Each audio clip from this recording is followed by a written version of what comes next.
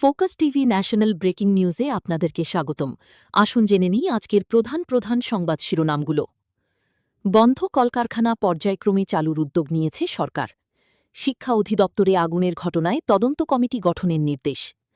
আওয়ামী লীগ আমলে ডিবি ও ডিএমপি কর্মকর্তাদের অবৈধ সম্পদ অনুসন্ধানে হাইকোর্টে রিট। জামায়াত মুক্তিযুদ্ধের বিরোধী শক্তি, এটা প্রতিষ্ঠিত সত্য হয়ে গেছে, আইনমন্ত্রী। ভারত থেকে দেশে এলো আরও ৫,০০০ মেট্রিক টন ডিজেল।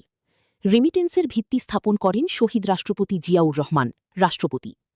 অতিরিক্ত সচিবদের বিদেশ ভ্রমণে সরকারের নতুন নির্দেশনা। আন্তর্জাতিক মানের শ্রমিকদের অধিকার ও কল্যাণ নিশ্চিত করতে চায় সরকার, মাহদি আমিন। ১,০০,০০০ মেট্রিক টন ডিজেল আমদানির অনুমোদন দিয়েছে সরকার। দ্রব্যমূল্যের ঊর্ধ্বগতি, নিম্ন মজুরি, কর্মসংস্থানের অভাব এবং অনিরাপদ কর্মপরিবেশে ভালো নেই শ্রমিকরা। সংরক্ষিত নারী আসনের ৪৯ প্রার্থীকে বিজয়ী ঘোষণা করে গেজেট প্রকাশ। এগুলোই ছিল আজকের সর্বশেষ সংবাদ শিরোনাম। আমাদের পরবর্তী সংবাদ দেখার জন্য ফোকাস টিভির সাথে থাকুন। ধন্যবাদ।